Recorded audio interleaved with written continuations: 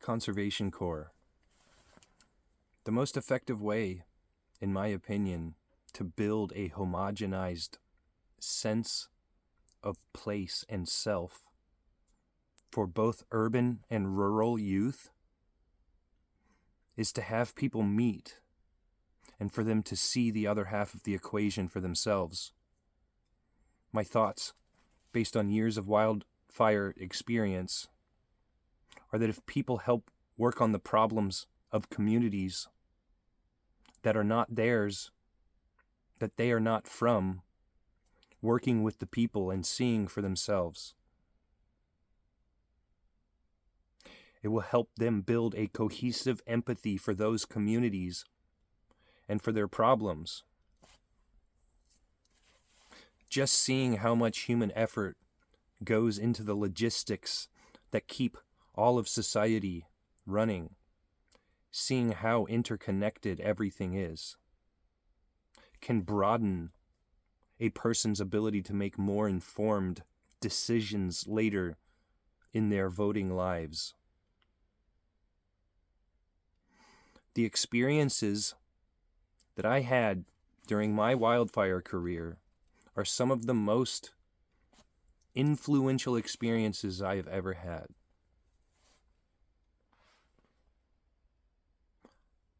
I learned so much about myself in the world and about my small patch in the world.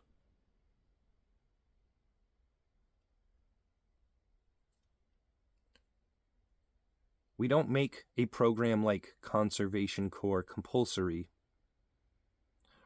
What we try to do is heavily incentivize it.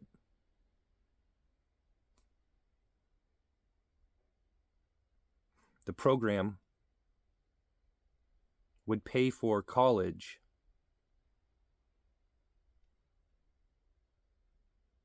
say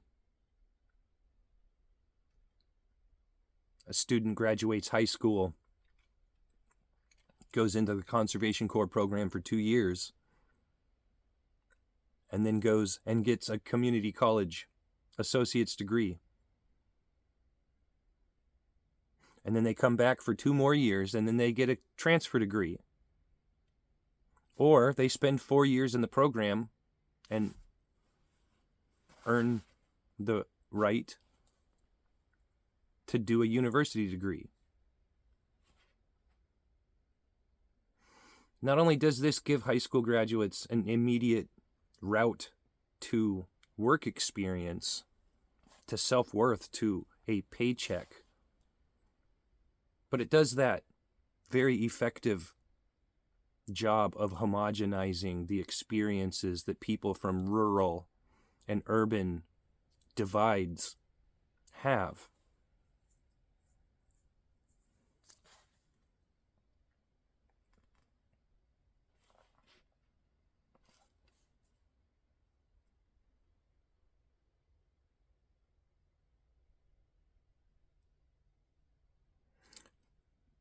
They are paid jobs.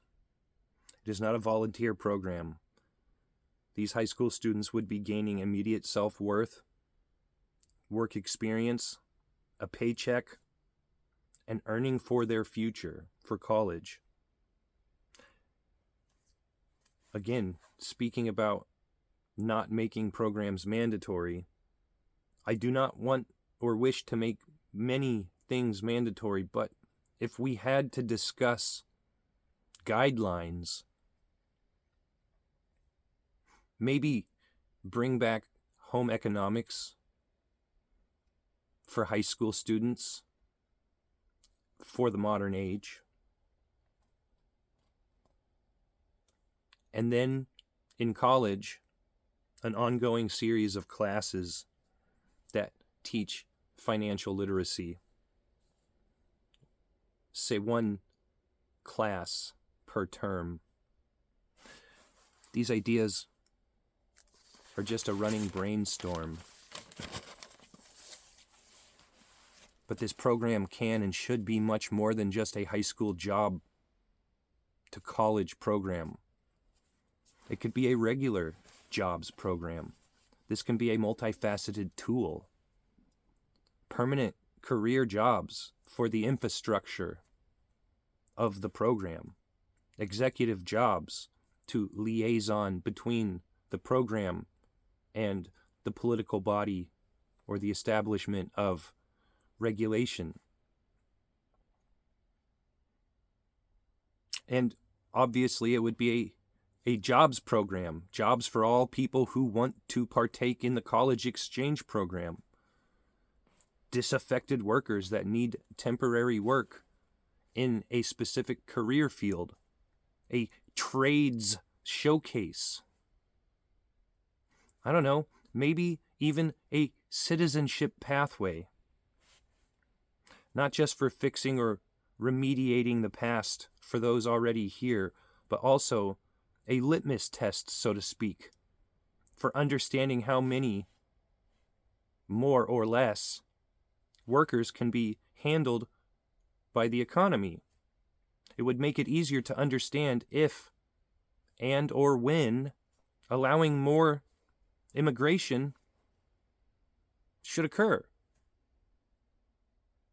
And in that sense, when we need more workers, it would behoove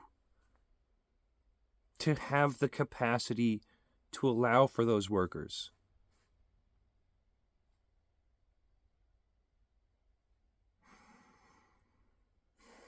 Much of this can be done inside of a time bank.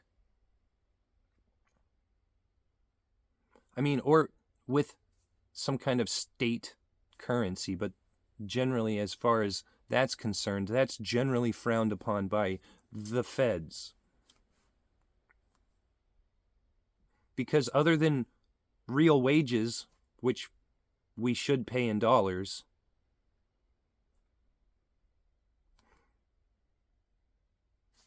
all of the internal, circular, localized payments and costs can be done on futures contracts or IOUs. A skilled serviceman trades for labor later when they need it. Instead of paying to scrounge together laborers, they go to the program and they say, I need 10 people. They trade their skill to the time bank by offering that service to whomever needs it.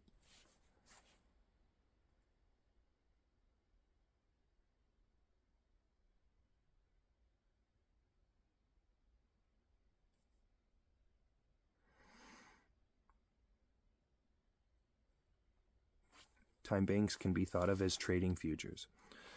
Person A offers skilled labor in trade for future physical labor in kind. To this extent, some portion of beyond real wages can be paid in time or currency or future future time. That's what a time bank is. Right. Okay. So then you take that time and then you give it to a farmer. And you get food and they get the ability to have labor or whatever, skills, services, anything. The time can be traded like a currency. Not only would this incentivize local food production, but it would allow for the flourishing of smaller local communities inside of the state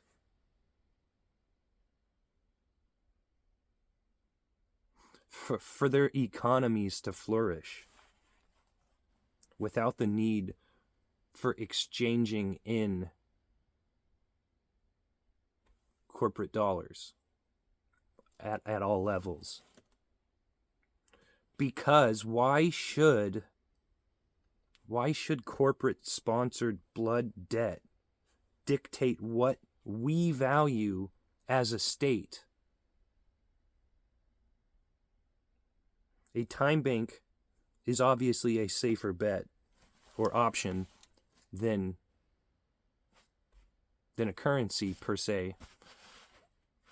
But I think all of this really needs to be expanded upon, because this could be a very good way for spreading the ideas and concepts of community.